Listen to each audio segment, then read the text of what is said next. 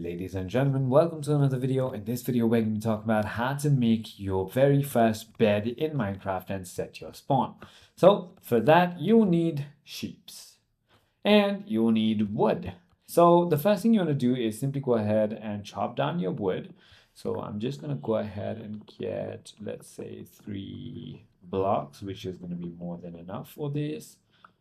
All right. So all I need to do is put that in my crafting, get all the oak I can, just like that. Make one of the crafting tables, just like that. And now all I need to do is simply go ahead and kill a sheep. Actually, not just a sheep. You'll definitely need to kill more than a sheep. I am using my hand, which is definitely going to take a long time. But you'll need 3 wolves. So I'm just going to go ahead and kill another one real quick. There you go. And I'll kill this one too.